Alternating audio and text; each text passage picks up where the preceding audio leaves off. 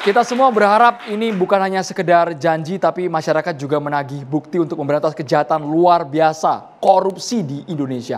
Kalimat mungkin closing statement dari masing-masing narasumber, Bang Nasir dulu. Bang Nasir dulu. Ya, mencermati dan menyimak narasi-narasi yang disampaikan oleh Prabowo Subianto sebagai Presiden Indonesia, maka sepertinya beliau sedang memimpin revolusi harapan. Ya, jadi ada suatu tindakan radikal untuk mengembalikan harapan masyarakat, untuk menghadirkan pemerintahan yang bersih, penegakan hukum yang bersih.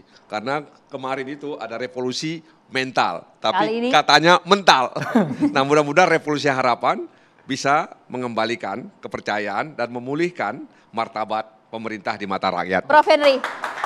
Ya, penegakan hukum ini benar-benar kami harapkan adalah membersihkan pemerintahan supaya pemerintahan itu benar-benar untuk kepentingan rakyat, bukan penegakan hukum demi politik. Jadi jangan sampai law as a tool of political engineering yang seperti yang pernah terjadi beberapa waktu yang lalu, terutama pada waktu menjelang Pilpres.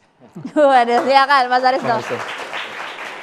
Sebagai akademisi saya harus skeptical ya. Jadi buat saya ada dua indikator tes untuk Pak Prabowo. Jadi yang pertama, tes pertama adalah pengawasan. Ya. Pengawasan ini pengawasan antar institusi tadi yang saya katakan, apakah KPK akan di-restore ataukah pengawas-pengawas penegak hukum seperti Kompolnas, KY, kemudian juga Komisi Kejaksaan akan mendapatkan kewenangan lebih, itu tes yang pertama.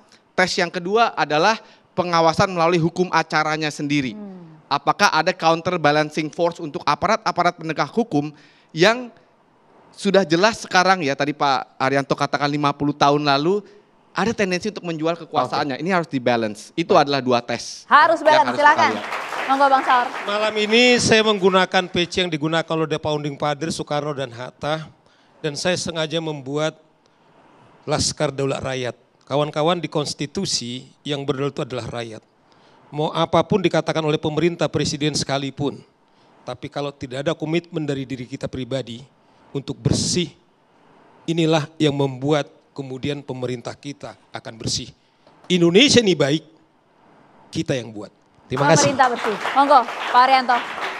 Gebrakan Presiden Prabowo mudah-mudahan dimanfaatkan sebaik-baiknya oleh para pemimpin yang melaksanakan perintah Pak Prabowo untuk memberantas penyakit masyarakat yaitu judi dan untuk memberantas penyakit negara yaitu korupsi. Yang selama ini kita pesimis, tapi dengan kepemimpinan Pak Prabowo kelihatannya kita menaruh harapan yang besar, kita akan berhasil untuk menghapus semua itu.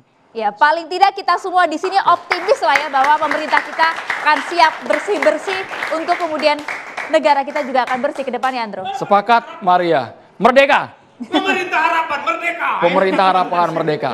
Narasumber yang luar biasa karena semuanya optimisme bergulat untuk memerangi korupsi di tanah air. Kami juga terima kasih banyak mahasiswa Universitas Indonesia yang sangat kritis karena kalian adalah harapan bangsa kami ke depan, mengikuti semua isu-isu di tanah air dan harapannya ini bukan hanya sekedar kata-kata. Omon-omon semata. Bukan omon-omon Maria, tapi ada bukti, ada fakta yang betul-betul dirasakan bahwa pekerjaannya berat untuk memberantas korupsi. Sepakat, diskusi kita malam hari ini nampak begitu lancar dan juga harapannya nanti juga bisa dirasakan oleh masyarakat juga di luar ya Andre ya. Sama seperti busana yang Maria gunakan. Nyaman kali. Nyaman, dialognya hangat. Terima kasih banyak BAS sekali lagi sudah mensponsori Catatan Demokrasi. Semoga ke depan kita tunggu nanti Maria. Pakai batik apa kita minggu depan?